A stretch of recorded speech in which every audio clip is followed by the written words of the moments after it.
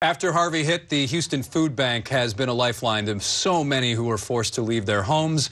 But the food bank itself was also in the path of the storm. Yeah, along with everybody else. We have Brian Green here with us right now. He's president and CEO of the food bank. And you guys were an island for a little bit, huh? It was very frustrating because as the storm basically sat on Houston, and we wanted to resupply the shelters, but we were inaccessible. It wasn't until Monday night that it could even get a high water truck into the food bank. Right, but you are back up and operating now. Yeah, and at a very high level, we distributed about 750,000 pounds of relief supplies. It's a lot of zeros, so yes, we understand. Yeah. Yesterday I would be alone, confused by that as well. So Saturday was 900,000. So we're 900,000 in a day. Yeah, that was Saturday. So we're running. We're going to be running at a very high clip for an extended period of time. Fortunately, the donations are flowing in from all over the country. The money donations have been going in. I think we're doing very well. I think we're going to be able to cover the costs. It's the food supply. What I would say our biggest need is, in order to help the neighbors, is going to be volunteers for an extended period of time. We get these donations in. Volunteers have to put the work in to make them ready for distribution. Then we can get them out into the communities, into the neighborhoods. And probably because people are getting back to work now, there is that greater need for volunteers. Do you need any type of experience? Do you just take anyone who is willing to lend a hand? Yeah, you just go to the website, houstonfoodbank.org, and you register to volunteer.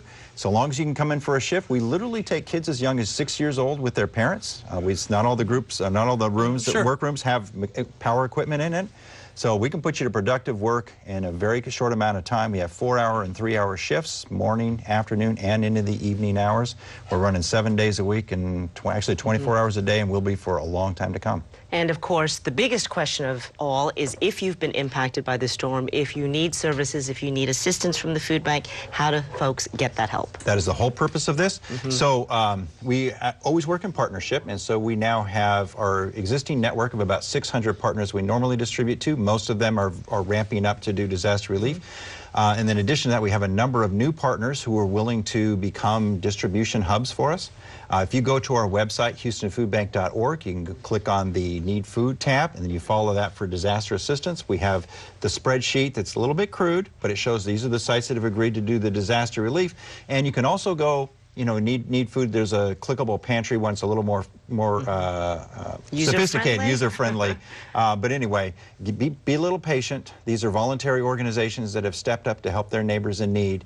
And if you have any questions, give us a call. I'm sorry, go ahead, Sherman. No, when you show up at these satellite locations, do you need to bring any kind of proof of ID or anything like that? Or do you just say, hey, help? Or what? Yeah, so in the immediate aftermath of a storm, people may not even have their ID, so they're very flexible in the immediate aftermath.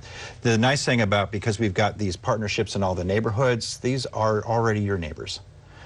So they want to take care of you. All right. Thank you so much for joining us from the Houston